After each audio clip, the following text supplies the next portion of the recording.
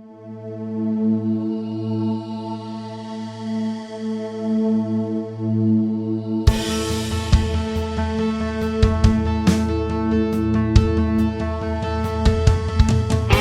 to the Westminster Effects Doxology podcast. We explore popular practices, songs, and ideas in the modern church world in the light of sola scriptura and tota scriptura. I'm Cody Fields, the president of Westminster Effects. You can buy stuff for your guitar at westminstereffects.com. You can join in the discussion, the Westminster Effects Doxology Podcast Lounge on Facebook. We're now 300 strong.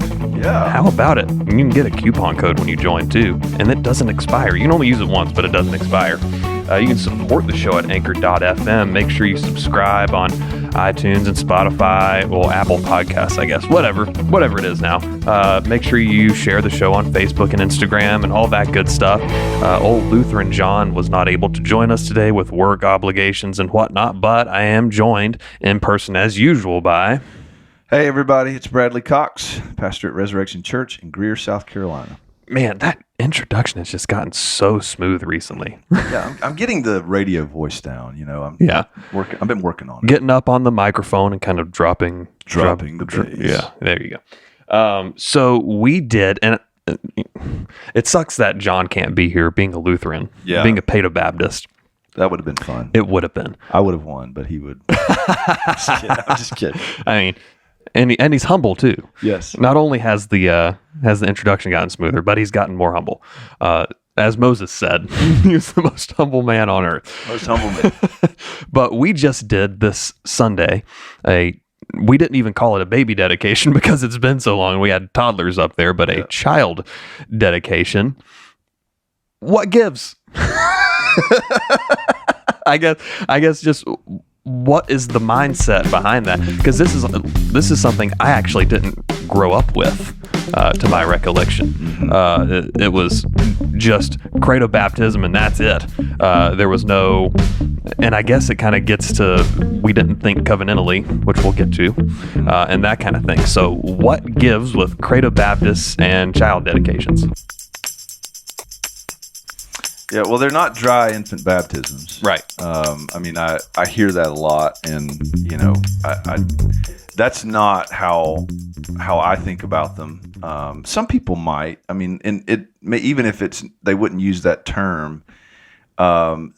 It's I think it's sometimes seen by parents and even by some churches alike as some sort of ceremony that, much in the same way that infant baptism does, it is a rite of passage into the covenant community. It has some effect. I remember the show Lost. Yes. Yeah. I didn't really watch it. Yeah. It was back in the early 2000s. There's an episode where, I forget the characters' names. It's been so long, but one of the characters in a previous life was a priest.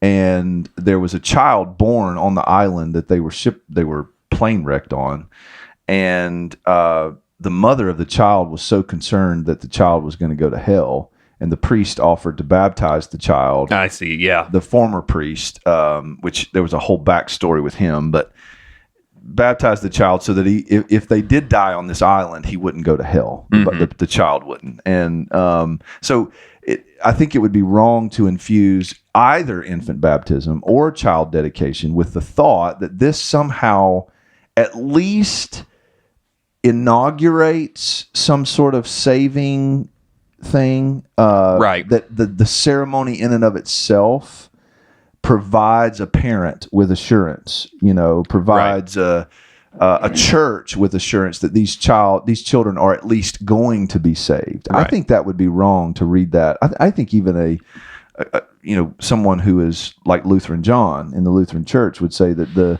infant baptism does not provide any guarantee that this child is necessarily going to experience sovereign grace that gives rise to saving faith. Right. Now, being good Reformed folk, we can also recognize that God can provide regenerating, saving faith in the womb, like with John the Baptist. Absolutely. So it could very well be that any or all of the kids that were dedicated could already be regenerate. Absolutely. Because God says so.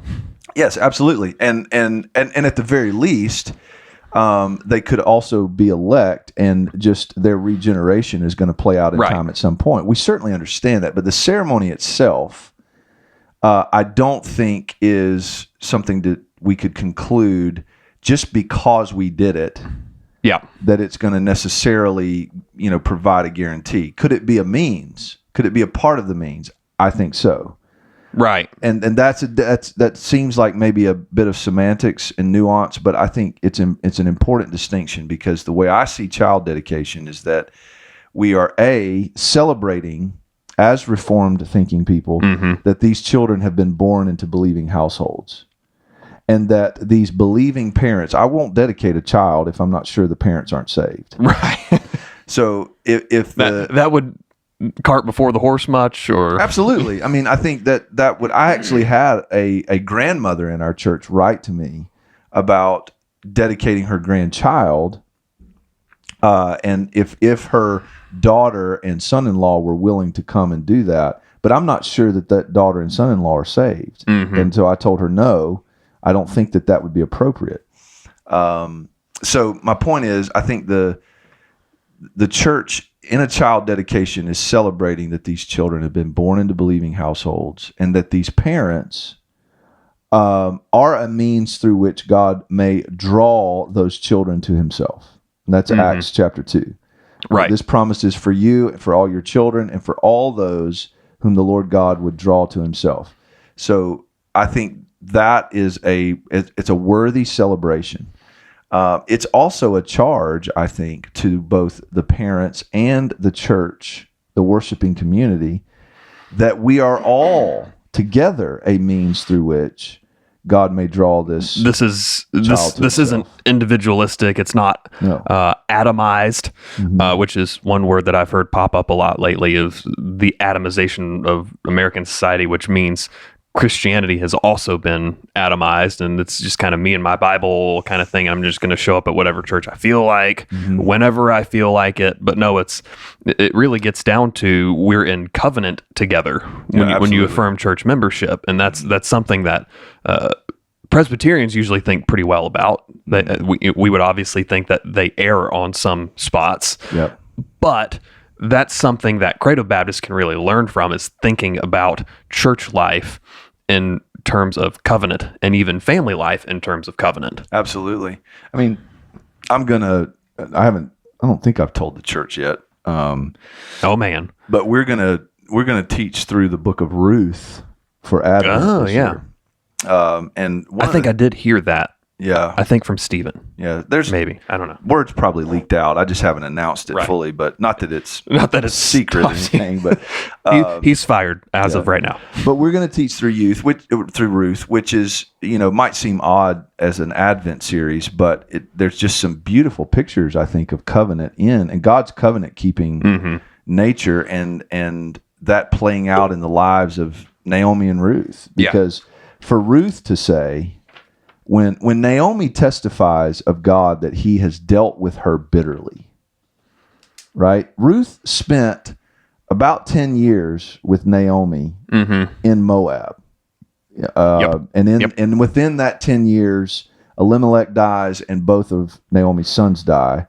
So what did Ruth learn about Yahweh in that 10-year period? We're not told in the book of Ruth. But what we do know is that when all this death occurs in tragedy, and Naomi is now has decided to leave Moab and go back to Bethlehem, her testimony of Yahweh is, he has dealt with me bitterly. I left Bethlehem full, and I will come back empty. Right? That's her testimony of Yahweh. Which is starting to sound like Job. Exactly. Yeah. And Naomi acknowledges when Orpah leaves, that Orpah has gone back to her family and her gods. Right. But Ruth says to Naomi, I'm not going anywhere. I'm staying with you, and your God will be my God. Your God will be my God. Even though Naomi's current, at least her present testimony of Yahweh is that he's dealt with me bitterly, which she's not like, I think, criticizing Yahweh in a malicious way. She's just in one sense, stating fact, is that what's going on in my life right now is by the sovereign hand of God. Yes. And it's bitter. It's hard. It's painful. And Ruth's, you could almost say profession of faith. I don't know exactly what you would call that. Your God will be my God. It's not whimsical like we pass it off as a lot of times. It's we're best buddies and that kind of thing. Like, no, there's a lot of heartache and real suffering going on in this story, and so there has to be something going on in Ruth for her to say that. I think so, but I think the sense is that I have is that confession Ruth makes is really more about Naomi than it is about Yahweh. Right. It's that, Naomi, I'm loyal to you and I'm sticking with you, and therefore your God will be my God. Yeah. I don't know that it's as personal for Ruth right. between her and Yahweh as it is for Naomi, but nevertheless, she's committed to Naomi. And it's that commitment to Naomi that opens Boaz's heart to her, where he says, look, you stay in my field, you get my grain, and you stick close to my women. And he tells all his servants, you don't touch her, don't rebuke her. Mm-hmm. So, and he says he does that because he's heard all that she did for Naomi. Yeah. What's the point? The point is, there is something really powerful about how God works in relationships within the covenant community. Mm-hmm. And when we do a child dedication, we are affirming and celebrating and admonishing the relationships between the parents and the children, certainly, but also between the church and the parents and the children, that we're all in this together to see these children grow up to worship the living God. We want them to have boring testimonies. Exactly. And we don't see that as a responsibility we bear on our own. We see that as God uses these relationships and this covenant community as a means through which he draws these young ones into worship and into service and into obedience. And that's what we want. And so I think that's what a child dedication service is about. It's really a time for the church to go, wow, God is working generationally. Right. And which is, I would think, the more normative way that converts are generally made.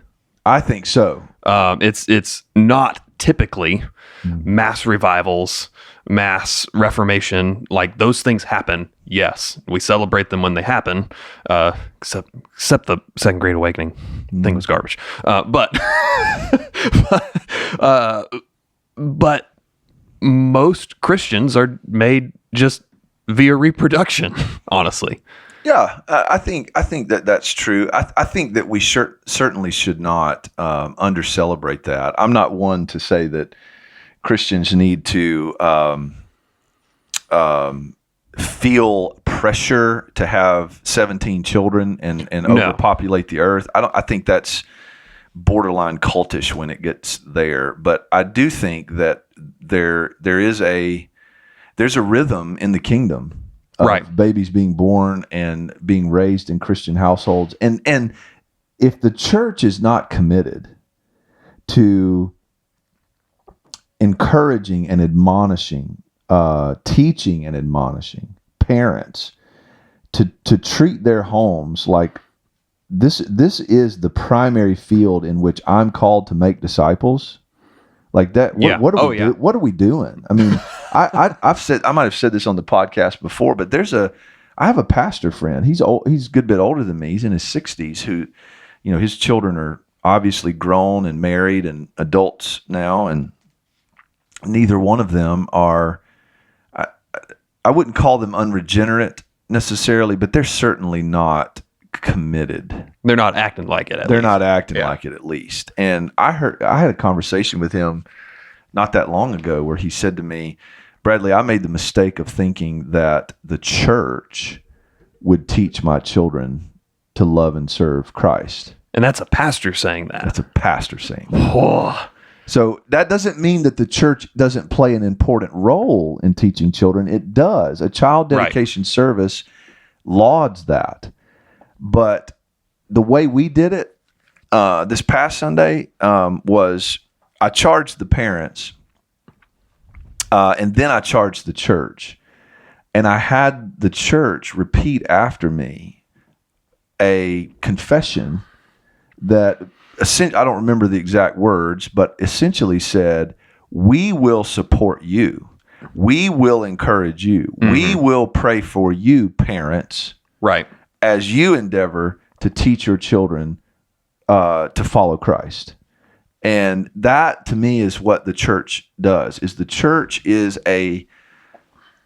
this sounds weak, but it is a support system. It is a means through which God continues to spur parents on to disciple their children, not the other way around. Yes. So there was one thing that was said that, is this too inside baseball? No, it's not. It's not. But I don't remember who said it, but someone said something along the lines of, we'll be welcoming 6 new members of our church soon because of the pregnant ladies, which typically you only hear from Presbyterians as counting children of members as members. Yeah. But here at Res, we do count the children of members as members. Which is yet another example of why Res is such a weird church.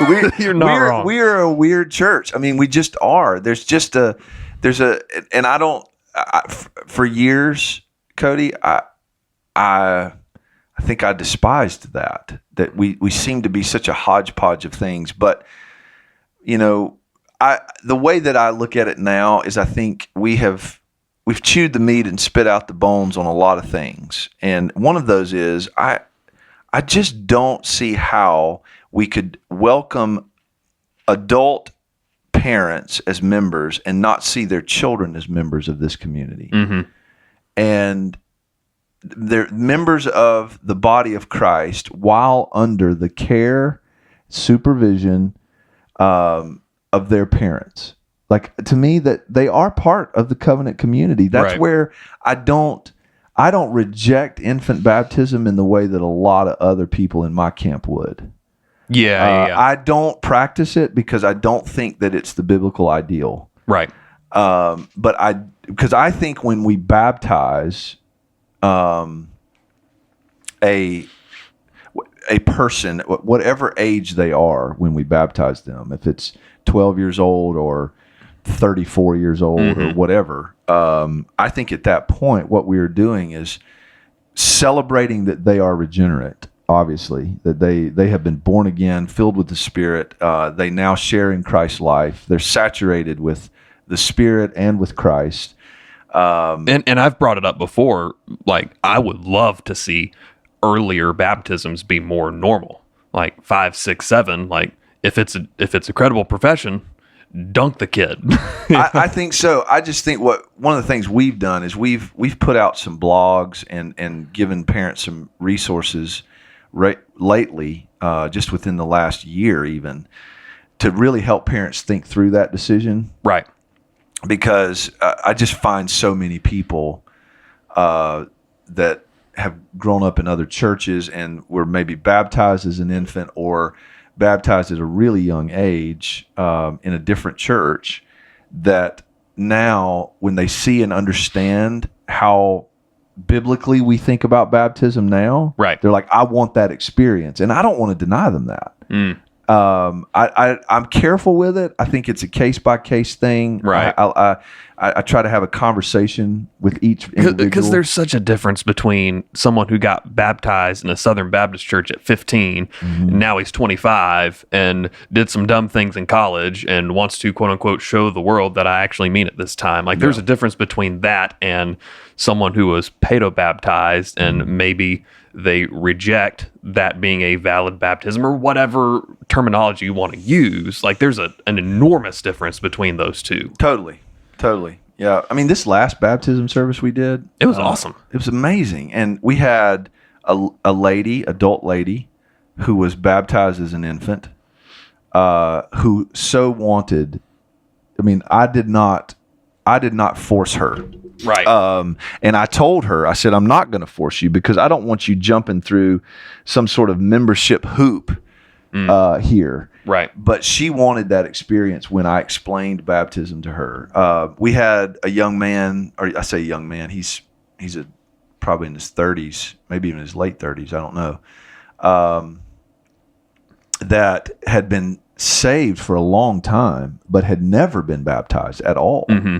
And the story that he told was just like, it was unbelievable. Yeah. And then there was a young lady who's in college, who's grown up in a Christian home, but really came to the realization, and I think it was genuine. I really do. I questioned it at first, but I really think this was genuine. She came to the conclusion that she had never been born again. She had done all the church things and, been a part of a Christian family for so long, but she felt like there was not that surrender, and the Lord really got a hold of her. Mm-hmm. And she had what I would believe is a born-again experience recently at the age she's at now. And she'd been baptized at age 9 or 10.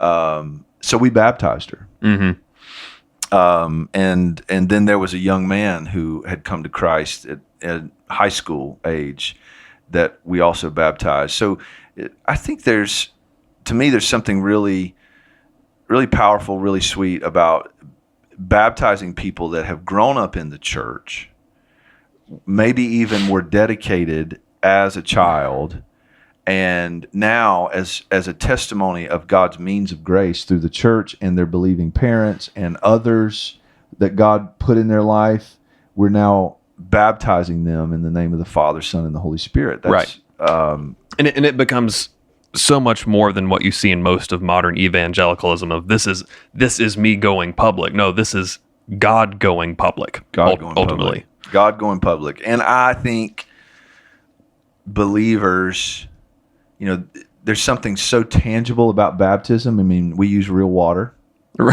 As opposed to fake water. I mean, we use real water. As opposed to like Diet Coke or something. Yeah. And I'm not going to die on the hill of immersion like some people do, but I think immersion is powerful. Yeah. They fully go under the water and come up not dry.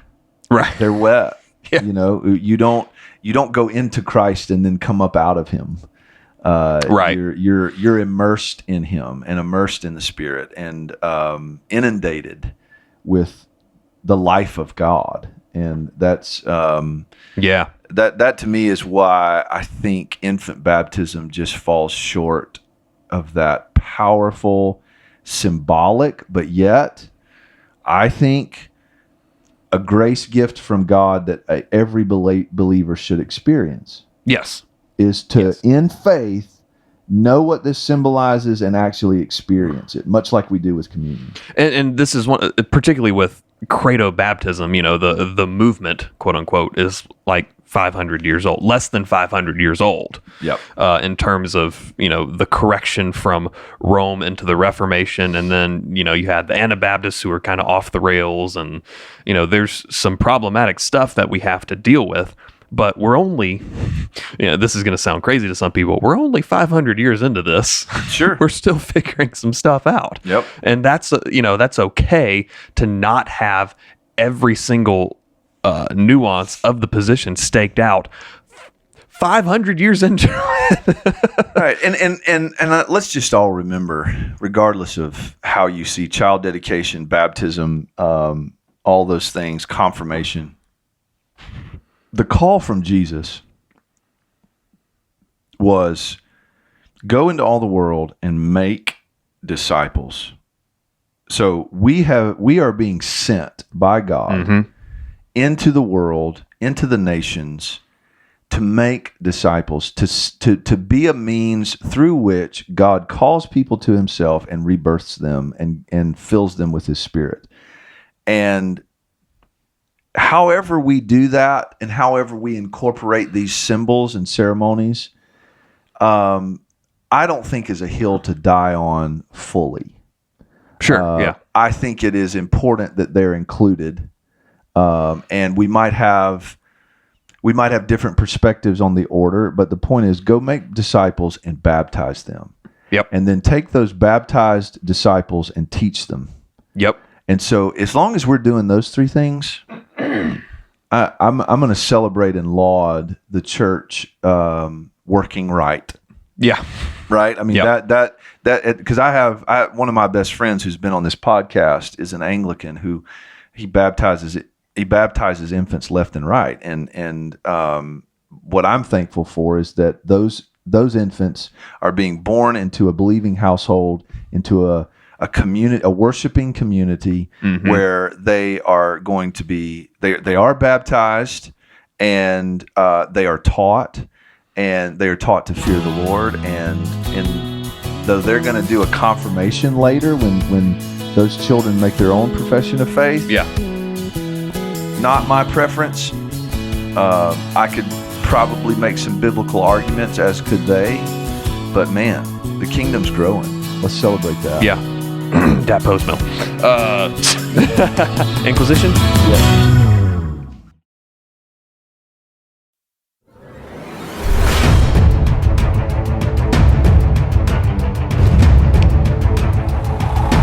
And this is the Inquisition, where you, the listener, contribute directly to the show via a weekly post in the Westminster Effects Doxology Podcast Lounge. It's every Monday, and I got it posted kind of late last night. Sorry.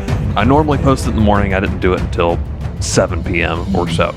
And as is tradition, we start with Brian Morris, who asks a pretty interesting question. What place is there for redeeming a melody from a secular song for use in corporate worship? Well, Martin Luther did it. Right. I think one of the things that I think we need to think through in that realm is we don't really have folk music right now, like music that just kind of belongs to the people. All of the music being produced right now is mass produced for sheer entertainment and performance.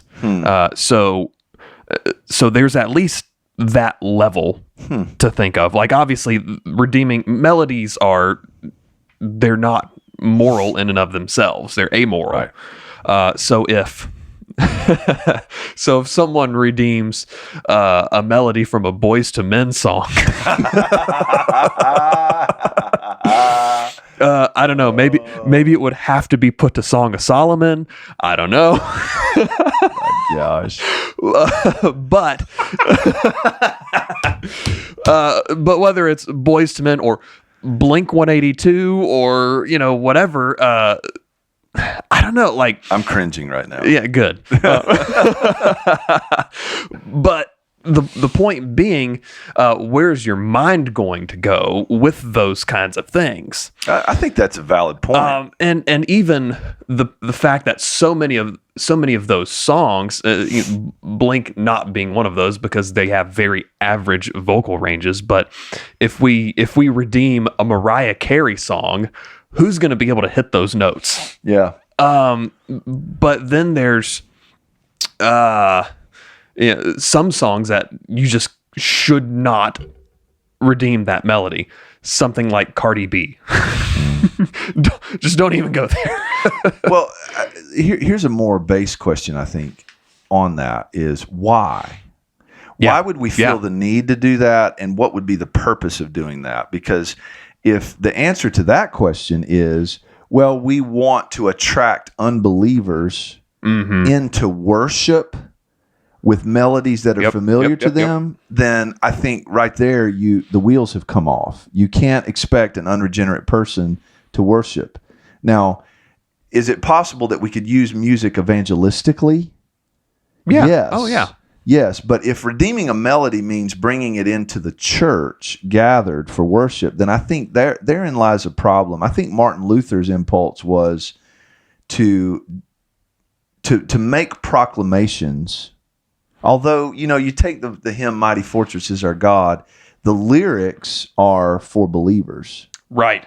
And I think that maybe Martin Luther, this would be great to have Lutheran John with us right now. Maybe Martin Luther's thought was, okay, the melody will be familiar, so we don't have to teach them to sing the melody. Right. We can just give them the lyrics, and here's a melody that's already familiar to you. So now we as believing people can worship God with a melody that's familiar. So that would be a good answer to the question. Yeah. But I don't know that we have that issue today per se. Right. Well, one of the issues with our musical culture, and this goes into worship music too, and I think this will go into the next question, is so much of our music is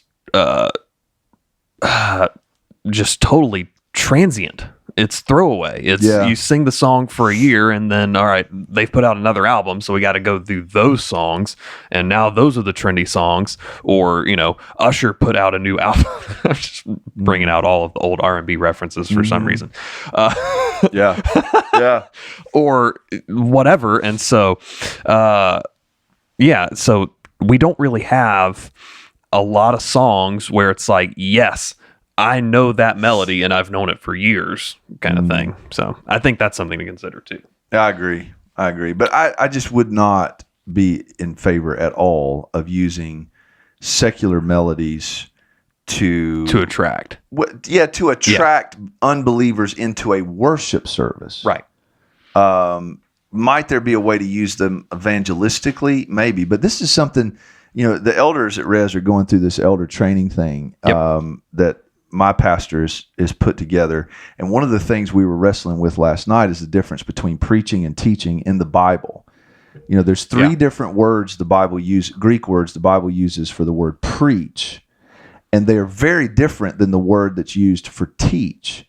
And you can even go through the Gospels and see that there's a distinction between those two in Jesus's ministry.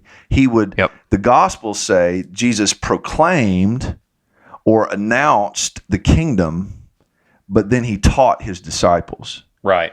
So there's a difference between the inaugural proclamation of the good news to unbelievers, by which some will be granted repentance and convert, and the teaching of doctrine, theology, who God is, what he's like, and what this life is that we've been invited into, or we've been, born into by the Spirit, to believing people. Like you can't mix those two up. And making those distinctions properly totally shatters the egalitarian argument that, well, the first women preachers, or the first preachers of Jesus' resurrection were women, so therefore they can teach in the church. That's a totally different thing. We are all proclaimers, right? And I think the guys that stand on the street corner and try to use the quote unquote Romans road to make inaugural proclamations of the good news, I think that's wrong.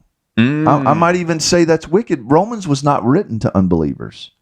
You're taking Paul's unpacking of the gospel, and you are trying to force feed it to people who they don't have the ability to digest it. Right. But you look at the gospel proclamations in the book of Acts, and they are very almost matter of fact.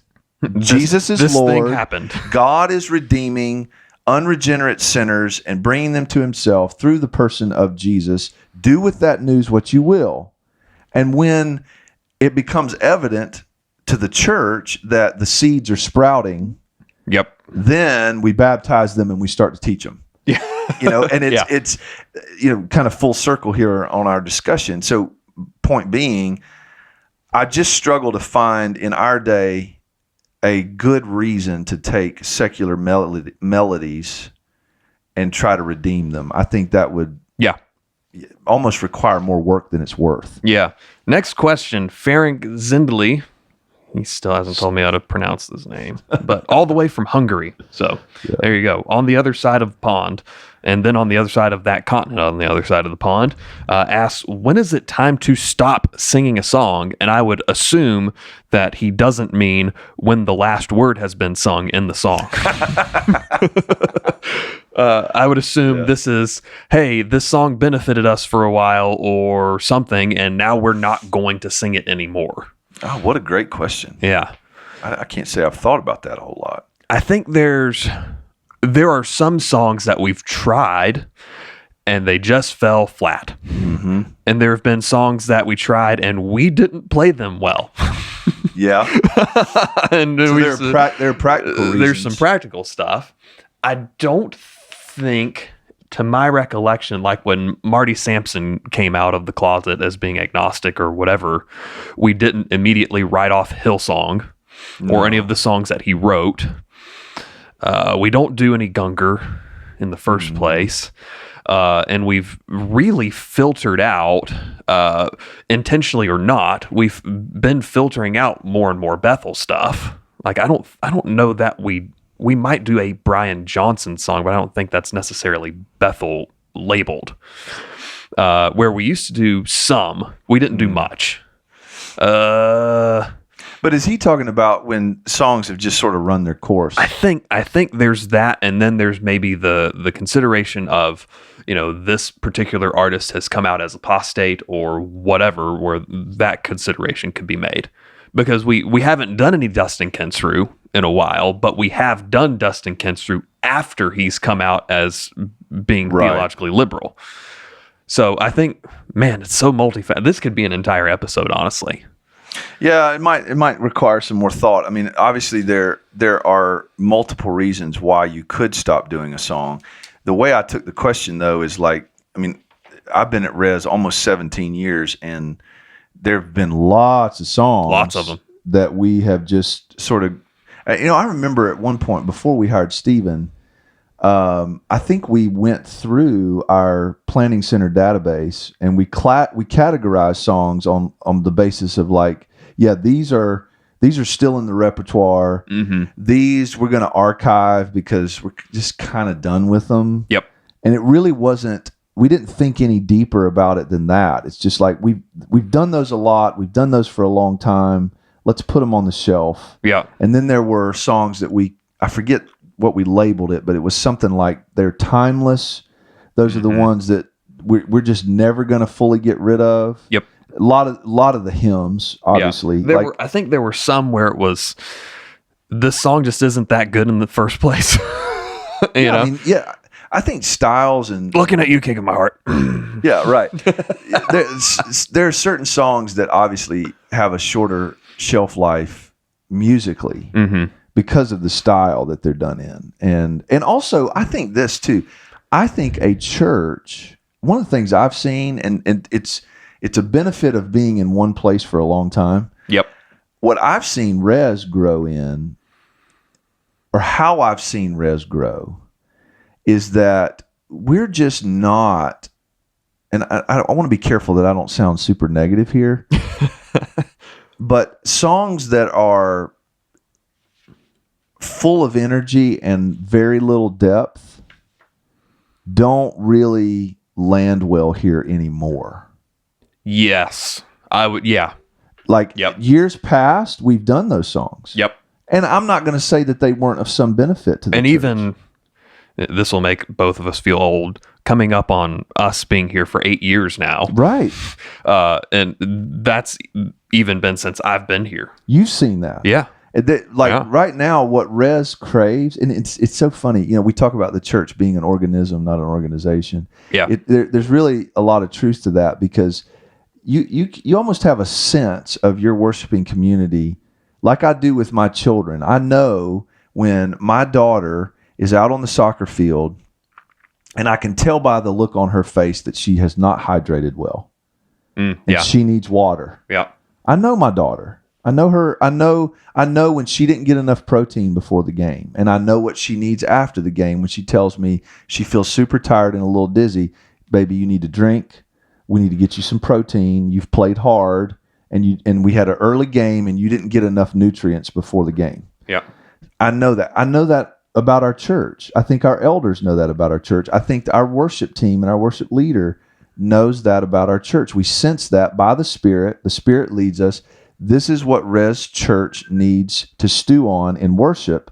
And I think that sometimes songs we're done with that. It's not that we've matured past it necessarily. It's just that the church has moved. It's grown. It needs different nutrients in worship. And and there are times when you can say they have matured past particular songs, and I think we have in certain areas. We have, and I think we. That's not to say that in every instance that we've matured past that. Sometimes we just need something else. But I just see in recent years this songs that have really good depth, even if there's not, even if they're not like high energy, celebratory kind of songs, the energy in worship, the amount of singing that I hear goes way up. Yep. When there's depth there, rather than just a lot of noise. Our congregational volume has significantly increased the last year or two.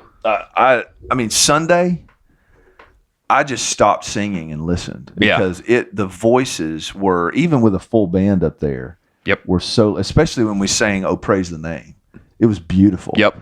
Just beautiful to hear. I have finally come around to enjoy playing that song because I've rearranged a couple of things in the electric guitar part, because like you can't argue with the lyrics. The lyrics are fantastic. It's all arranged well. It's just that electric guitar part that I didn't care anything for. Yeah. And I rearranged a couple of things just a little bit, and it's like, this is so much better. And so I'm enjoying myself more with that song. But anyway, last question, and this one, this one could be a doozy. We might lose some listeners over this one. I don't know. Dustin Beeman asks, how do you approach a team member, and I guess this would be worship team, just for instance, or any volunteer that you're volunteering with, maybe in your church, of the opposite sex about inappropriate or immodest dress? I'll tell you how I've handled this. First of all, you don't have a member of the opposite sex do that. Yes.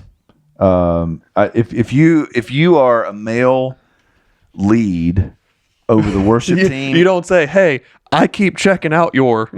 If you need to have a trusted female to address a female who is not dressing appropriately, and we've had that here several times. Mm-hmm.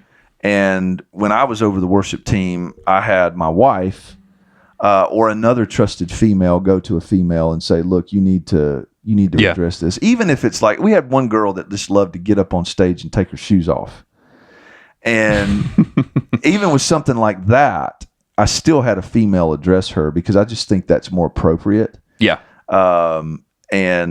And a spiritually mature female who could do that with grace and kindness.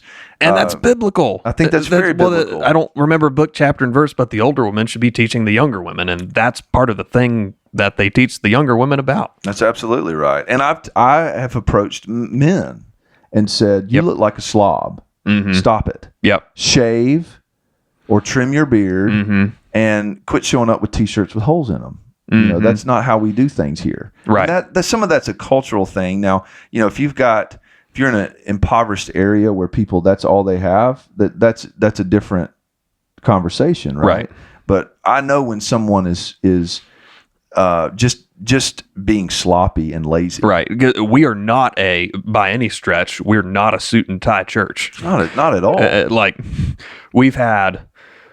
I could count the number of people who have worn a tie in church in the last year on one hand. Yeah, we had a couple of suits on Sunday from the child dedications. Right. And stuck out like sore thumbs. Yeah, they did. Obviously happy to have them. Like, we're not going to complain about it. Yeah. But you know, like we're casual. We don't mind if you wear a t-shirt here. No, not at all. I wear t-shirts on even playing guitar all the time. But, you know, even wearing a t-shirt, I'm making sure, one, it's not one of my metal band shirts where like there are some things that would just be distracting. Yep.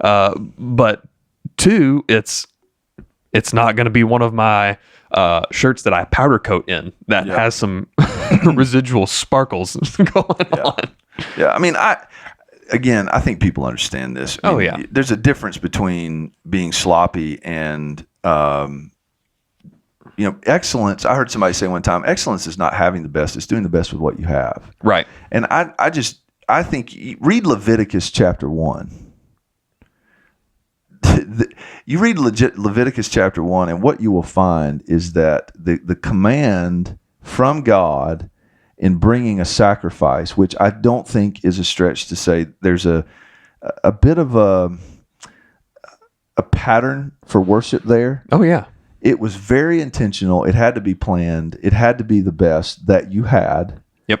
And you had to bring it. Yes, the priest was involved in that, but so were you. The priest wasn't the only one that got bloody in the sacrifice. It was the worshiper who brought the sacrifice. And so I think there's definitely a call from God for us to be not be thoughtless, Yes. not be flippant.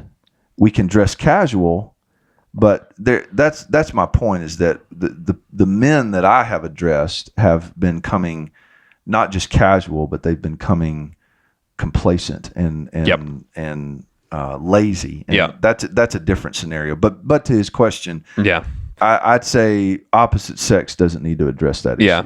And that would be like, if you see a problem that hasn't been addressed, then go to a trusted woman to address it, or to your pastor who will bring it to another trusted woman to address it. I agree. Or something of the sort. An issue of modesty, I think, is best addressed same sex. Yeah. And like you're talking about a loaded topic, like there's going to be some embarrassment involved. There's going to be sin issues.